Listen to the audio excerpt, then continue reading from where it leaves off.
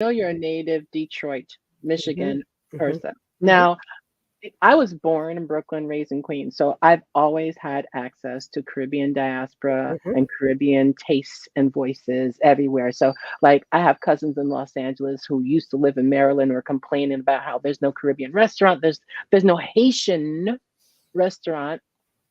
Tell me, what was Yeah. it like for you to grow up in Detroit as a Haitian American child? I mean, it wasn't.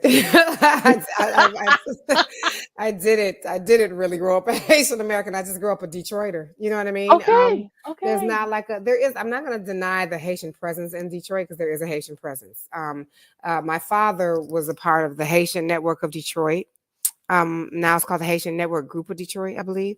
That's my community now. But growing up, I mean, as a kid, like it's not a huge population of Haitians in Michigan. Mm, But the small contingency that is in Detroit, they are active and they do gather and create community together, but it is very in the scale of the rest of the city, it's not a huge community, right? So we're mm. close knit, but it's just not a lot, and growing up as a kid, like I just didn't even really understand. I understood that my father was Haitian. You know how Haitian parents are. Um, Mhm. if your child is like, my mother's not Haitian. My mother's she's Black American. Our ancestors are from the South. Mm, mm. I mean, they're from the continent of Africa, but they're from, they're directly from the South, and so my father looked at us as I have American children.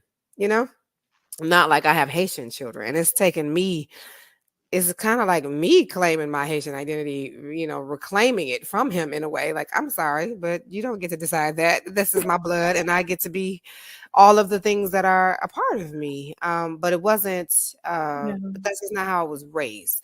So all the Haitian food I ate, all the Haitian conversation I was exposed to, the mentality, everything came from my father, my grandmother, my uncles, and my aunts. It did not come from a, a larger community or any out like larger source. It just is very intimate that where it came from. Um, Yeah. and so that's what it's like there. I mean, and especially the time that I grew up. I mean, I'm in my 40s. So when I was a kid, Haiti wasn't even on all the maps that we were studying in school. It wasn't there. Wow, that's true. And That's so, true. when I did my country projects for school, like I was always doing things related to Haiti because I felt like, oh, it's cheating. Like I could do this really easy and get an A. What country projects are we gonna study? Oh, I'll study Haiti. That's easy. Nobody knows. They won't know I'm cheating. I have all the resources like at my fingertips with my family. So I would do that kind of stuff. But whenever I would do like a country report on Haiti, it was almost like no one ever heard of it if I Oh didn't my do that report, God. Yeah. especially not my fellow classmates. When we were kids, they didn't also know where, Brazil was. I mean, but like, I just think that what I learned when I moved to New York City, actually, Mm. is when I was like, oh no, Haitian American is a whole nother thing on the coasts, like in Mhm. some of my family is in Miami, Mhm.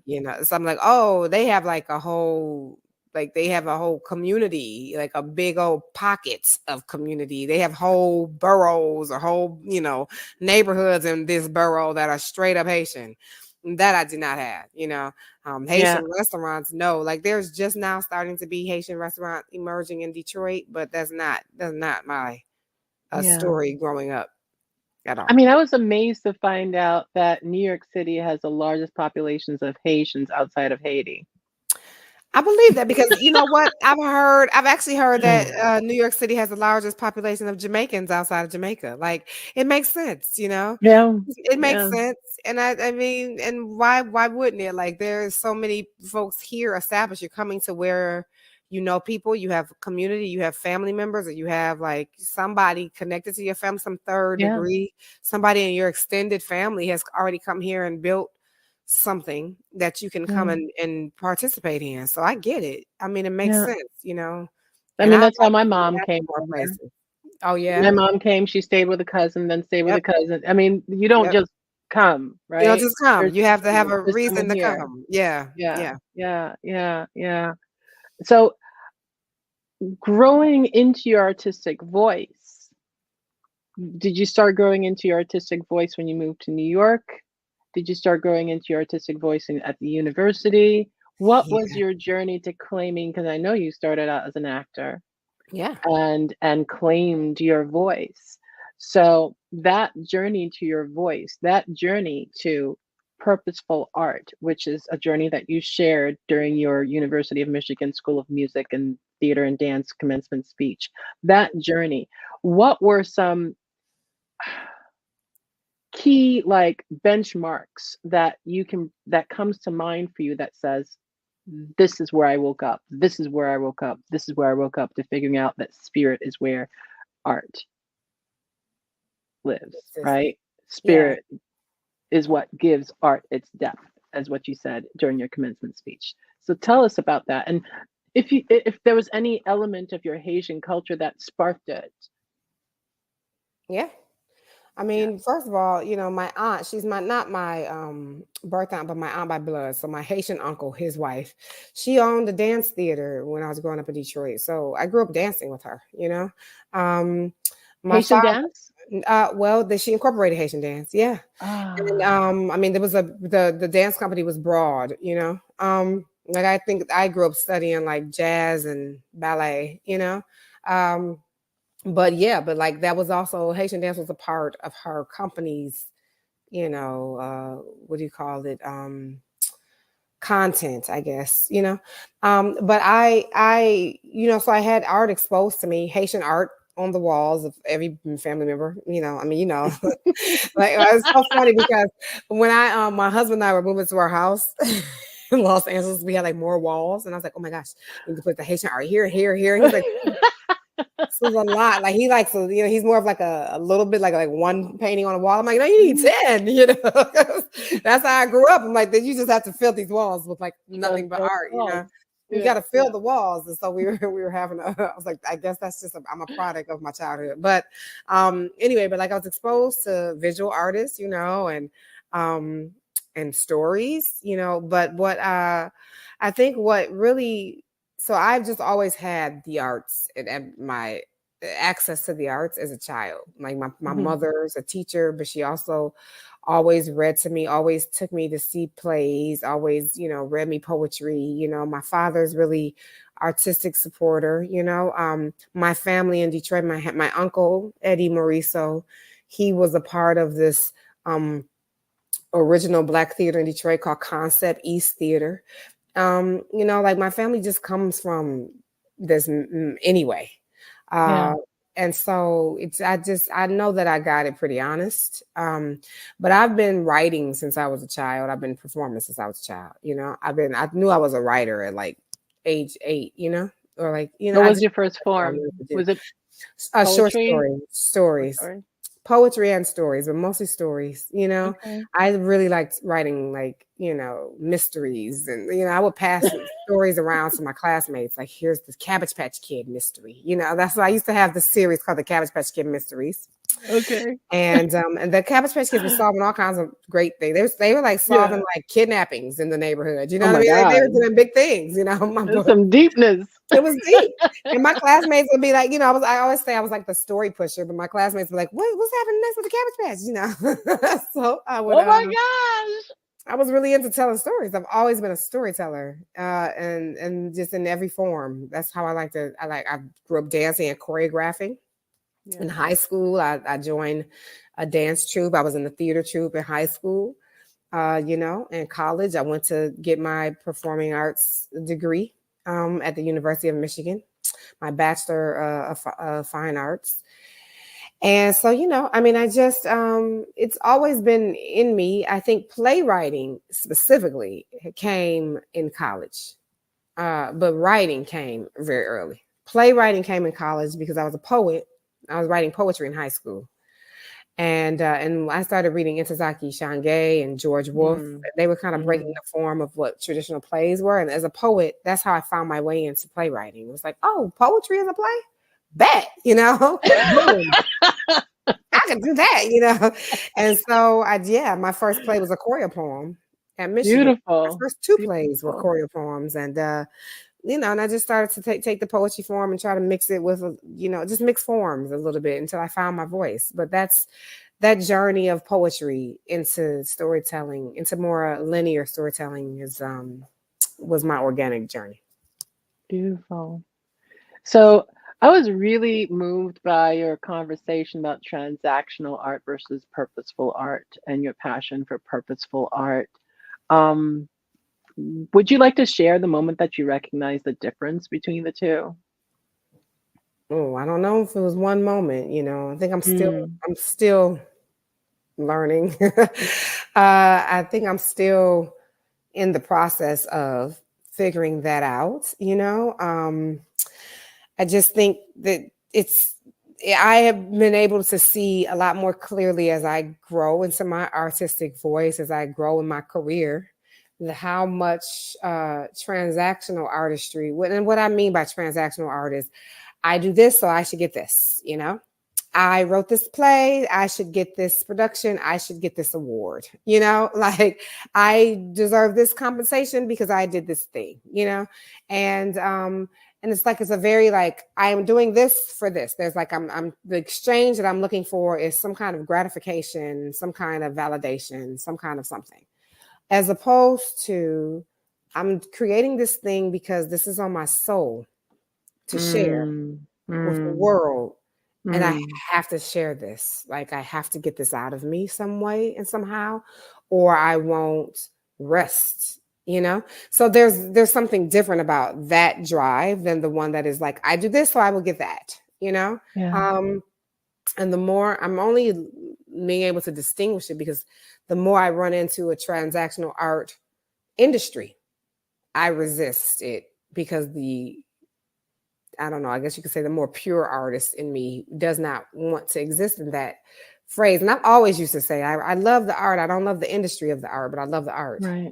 Right. That really, that stays true, but it's just gotten layered and deeper for me. I recognize the importance, people call it show business. You got to recognize, I kind of get a little exhausted by the whole, it's show business. You have to be able to be good at business if you're going to do the show. And, I'm like, the business of the show is not that should not be my concern as the artist, right? Like, I want to make good business decisions, not because I'm an artist, because I want to make good business decisions in my life because I don't know, I have to, I want to try to transcend something larger than my circumstances. And I need some kind of good business sensibility to do that. But that's not the same as like, I don't make business decisions for my show.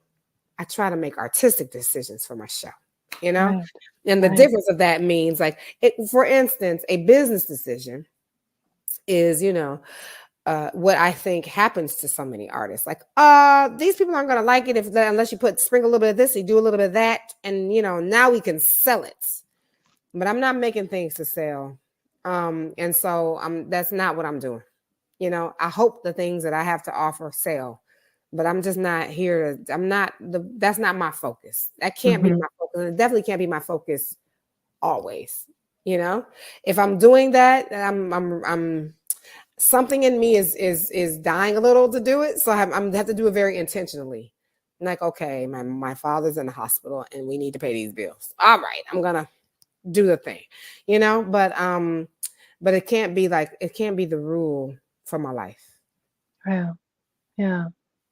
Thank you for sharing that. Yeah. And that's I really find that I'm not going to keep on harking back to Haitian heritage, but I really feel when I'm reading the literature from our culture, the importance of spirit-driven messaging is like throughout our literature. Absolutely, it's throughout our literature. I mean, our people have been assassinated for owning their spiritual truth in their work. Yes. So, I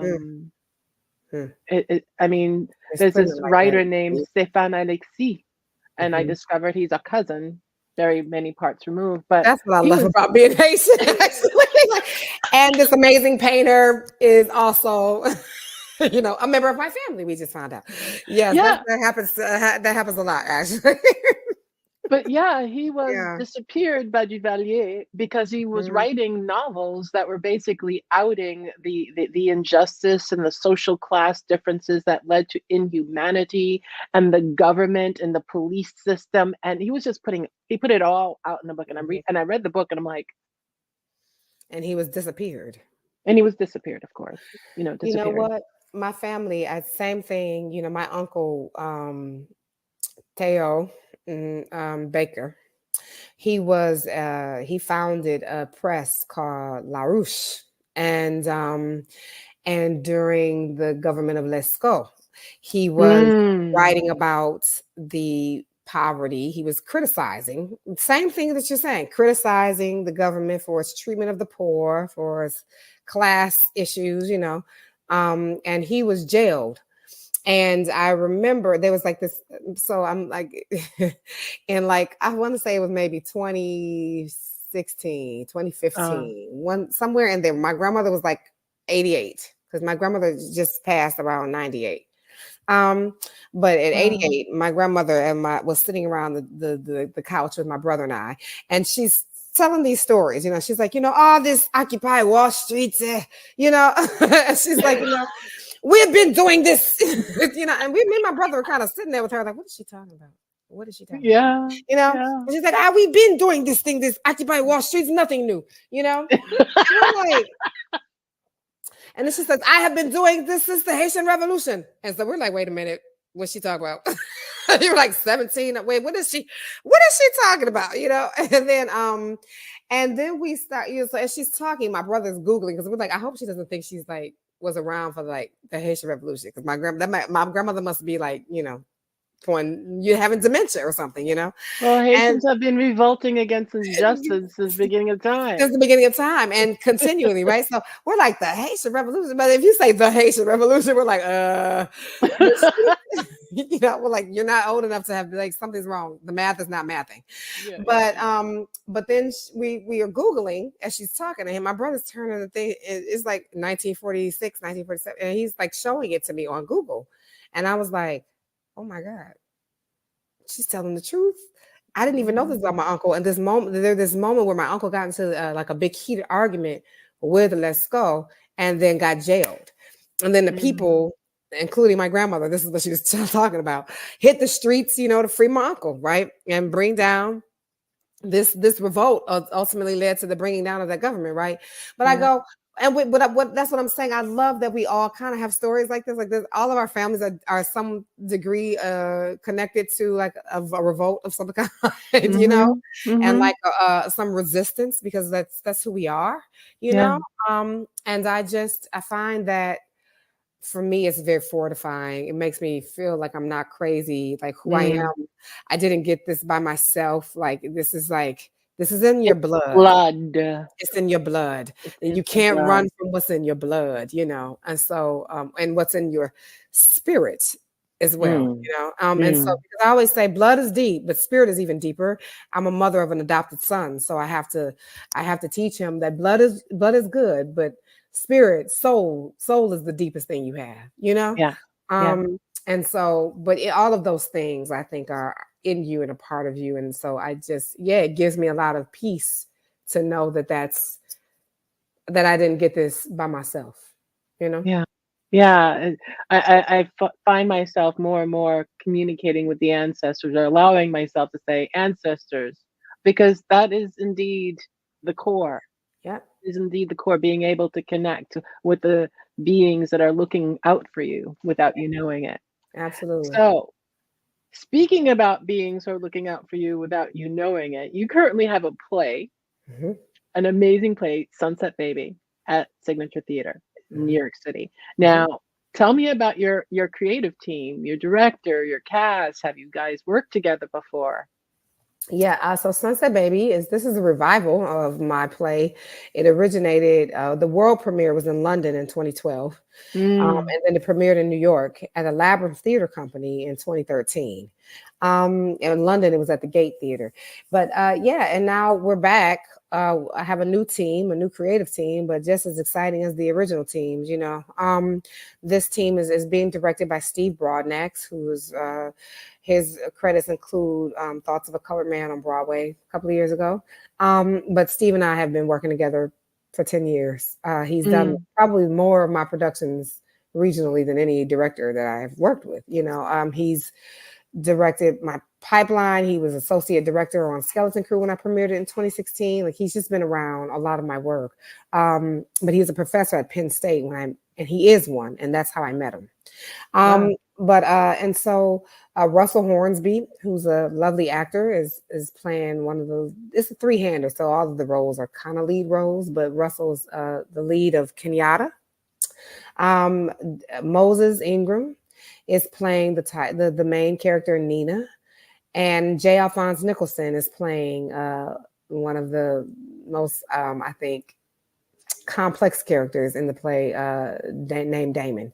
And so yeah, and so Sunset Baby is about a father who is a political prisoner, and his return to his daughter, who he is estranged from. And after the daughter's mother passed, she had been writing all these letters to the father while he was in prison that she never mailed. And once the mother passed, the daughter inherits the letters. When the father gets out of prison, he wants to come collect those letters. And because of their estranged relationship, it's the whole journey about whether or not she'll give him those letters or not. And so, you know, but the play is really about revolution. It is about revolution of all kind. It's about revolutions big and small, and mostly the smallest kind, which is the revolution of the self, you know. And it's looking at how people are defining revolution and what you sacrifice to make the world better, and the cost of activism, you know, on people's families, you know. Yeah. And that's inspired by many things, but mostly my father. A lot of the ideas in the play are inspired by my father's ideas. And my father used to record himself. My father was a mathematical genius. What I think is, this is an interesting story, but my father was a math genius, and he got a perfect score on his math SATs when he had moved to Detroit when he was 10 years old. And because he was Haitian, they made him take it again. Right. They didn't believe that he got that score honest. So he took it again. And he got perfect score again. Right. So, but my father was just a really mathematical guy. And he used to, you know, just record himself talking about, he would use math in this way that was sort of define how political movements should be working. I can't even really do it justice. Actually, he has to. Wow. But he would, you know, he would talk about that on camera, and I would, you know. He used the camera for everything, but he was making selfies before selfies was a thing, you know. And so that's, you know, I just kind of grew up watching him share his political manifestations and meditations, and you know, and a lot of that is infused into the show. Beautiful. And I really, when we were talking about spirit before, and I really, throughout the play, I could feel the mother's spirit. Yeah, I could feel the mother's spirit yeah, pushing these people out of their comfort zone in a way that she couldn't do in life. yeah, I, maybe it's just me, but that's how I felt. And I really, back to your dad, that that is just genius, because indeed film is the best way to capture a truth that yeah. forever. You That's know, right. it can't be you talking about it, it gets lost in the cosmos, right? Yeah, Writing about it, you get lost in the writing, but when you just let it flow, when you let it riff, the spirits work through you. yeah, yeah, yeah. I think that's, you know, and also for me, because my father and I had a pretty complex relationship. You know, he was the person I was very close to him toward the end of his life, especially, but I was very close to him. But we also had a very combative relationship growing up, you know, Mm, because we're very similar. And mm, and you know, and so, but when I would watch him on video, when I discovered his videotapes, maybe I don't know, somewhere in my like late 20s, early 30s, I remember watching him and thinking, oh my God, like I saw him so differently. I saw things in him, like his vulnerability just shined through the camera in ways that it doesn't in the presence, in his flesh, but the camera caught all his stuff, it caught like the way you scratch your head and just like the way you think and what all of those little things that he's not acting, just doing that makes me watch him and go, oh, I get you. I think I know who you are like this more than you if you told me who you were. Right. So yeah. Thank you so much for sharing that story, because I could actually kind of see parts of your father in both of the male characters, because the genius of the character that is played by J. Alphonse Nicholson.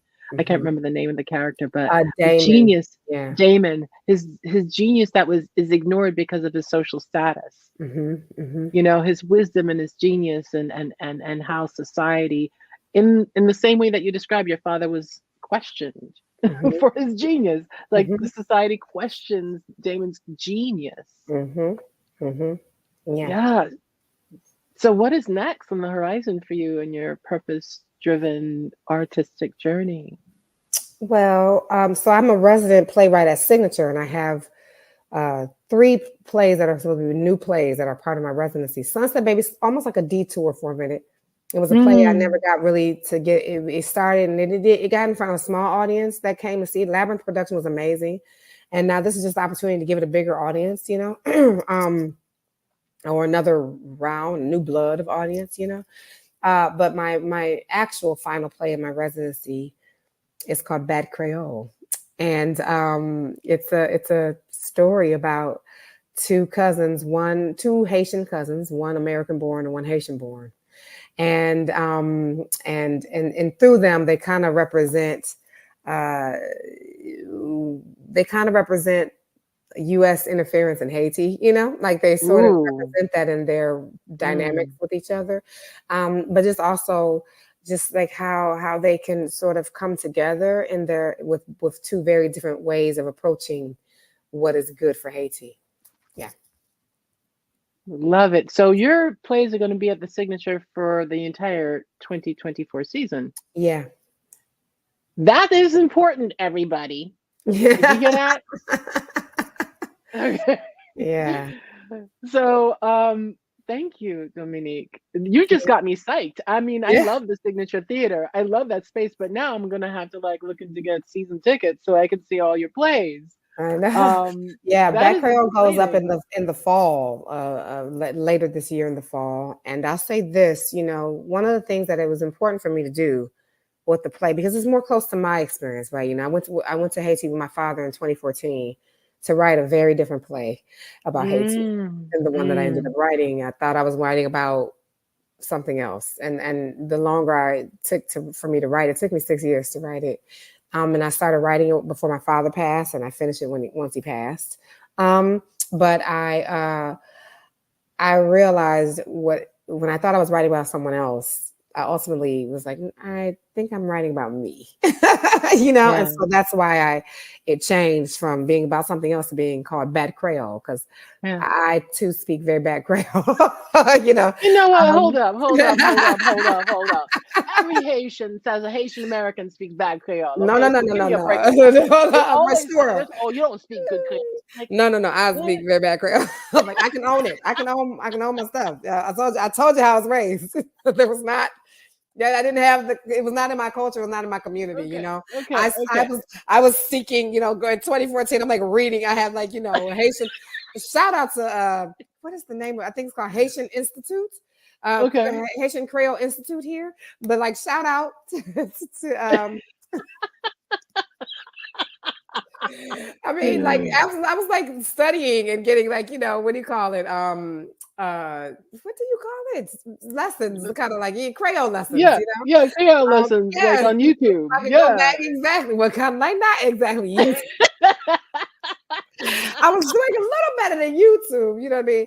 But I was gonna say shout out to Winnie Lamour, because she is She runs Haitian Creole Institute. I hope that's still around. This was like in Okay. 2014. That was Okay. almost 10 years ago. Oh my God. That's Yes. crazy. It Yes. was 10 years ago. This is 2024. Yes. Yes. Oh my no. Yes. Saying that out loud. Something just happened to me. I don't know what just happened, but that's Shocked about scary. time passing by. It's like a little crazy. I cannot believe It's a that little was crazy. 10 It's a little years ago. Well, crazy. Winnie, if you're listening, thank you for helping me have very functional Creole when I was in Haiti. And I Yeah. promise Yeah. I'm gonna still do better. I still plan to do better. But anyway, through the working of one of the things I wanted to say was the reason why I wanted to do Bad Creole, and it's my last play at the Signature in my residency. But it's also the play that's going to be in what is the Diamond Theater at the Signature, which is their largest theater, and that's important. I want to say why that happened. I had a lot of plays that were done at Signature, and none of them have been in the Diamond. And but for this Haitian story, I advocated and in some ways, if you will, demanded not to any resistance, but just demanded that this play be the most visible stage. I don't want the Haitian play in the corner, tucked away, and and treated like third world citizen. This is an important play. It needs to be on the most visible stage. I want this culture to be made important to our theater community and ecosystem. And so that was something important to me to advocate for Signature, and they heard me, and that's sort of how we're in that space. Otherwise, we'd be watching Bad Creole right now in the theater that Sunset Baby is in, Sunset Baby program. We're like, well, not Bad Creole, something else then. And we'll do Bad Creole when that theater is available. So that's, and I just think that that's important for folks to know. Haitian visibility is important to me.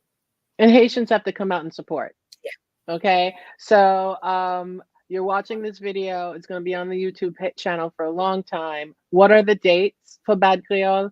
And what are the dates? We have the dates for Sunset Baby scrolling across the screen till March 10th. Yeah. I'll just get back to look out for September, October. October. I think it will be October is when the show opens and goes into preview in October. October 24. So be on the lookout, because I'd be lying to you if I remembered exactly what dates are which, but I know that we start previews in October. Okay, well, send me the information, and we'll invite you back to get the word out, and I want to share the word with everyone, because as you know, Conch Productions, we're all about the Caribbean diaspora and Caribbean voice, and that's straight up Caribbean diaspora, Caribbean, boom boom, Haitian diaspora, Haitian. That's right. So thank you, Dominique. Thank you. And one more thing. If there's a word of wisdom you want to toss out there for emerging Caribbean diaspora and Caribbean artists, what are the 3 words or 1 word that you throw out there to inspire them to pursue a purposeful artistic journey? Stand on purpose. That's it. Yeah. Let that lead you. Everyone. Yeah. Thank you, Dominique. Stand on purpose and let that lead you. Yeah. Thank you.